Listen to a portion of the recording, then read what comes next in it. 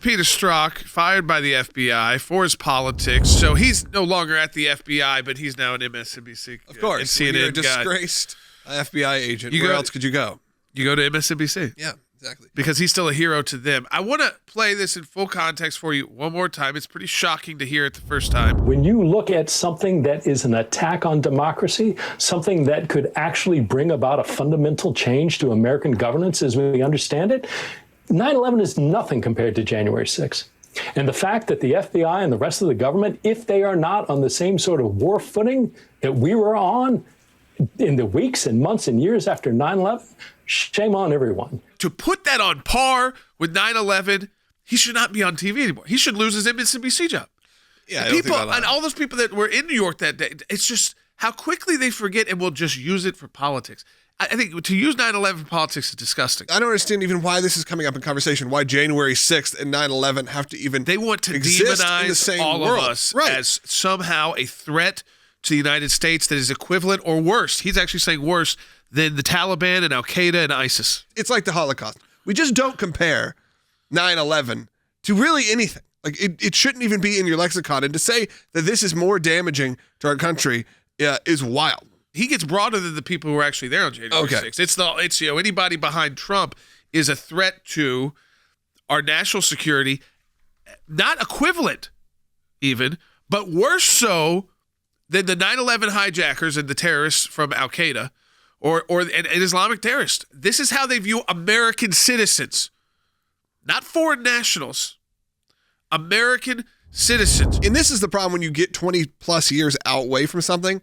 You start to trivialize it. It starts, as you said, becoming a talking point, becoming a political talking point. And people, there are plenty of voters, an entire generation of voters now who are not alive when 9/11 happened. So for them, they may see images of people running, and then they see images of the January 6th riots and say, oh, we could put those two together. Yeah, people were jumping out of 100-floor buildings of course. Because they were on fire, because the heat was so strong. Let's not forget, okay? Never forget what happened that day. January 6th, it's just ridiculous to compare. We're a strong country. We can survive 9/11. You can certainly survive January 6th. He's talking about actual war. He said we need to be on the war footing that we were on post 9/11 against fellow Americans. Yeah, this is kind of the social media language that would get you kicked off, for inciting violence and for those kind of things. But of course, no, because he's coming Strzok from MSNBC. We know the threat can't be taken seriously. This is just some hyperbole he's throwing out there. But again, it's calculated too. What I don't like is that it wasn't offhanded 9/11 kind of thrown out there. This is clearly something he meant to say. He knew it'd get news. He knew we'd get fired up. We'd be talking about it. And what they hope also is to people to play into that bait and to react. And not necessarily react like we are commentating, but react because they desperately want another event to happen. And, it was like they didn't get it. The people didn't keep up. January 6th happened. Did you see a lot of other No. It really calmed down. People said, like, okay, this got out of control. We're not going to win over independent voters by rioting. Okay, that's not going to help win any elections. This idea that we are going to make enemies, literal, actual enemies that you're going to war with. And he's not talking about war politically. He's talking about war footing, like you kill those enemies. You have to eliminate, eradicate.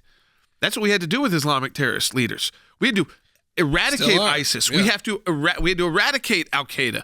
And we didn't stop by just saying, oh, they ran back to the caves. We kept going until we killed them.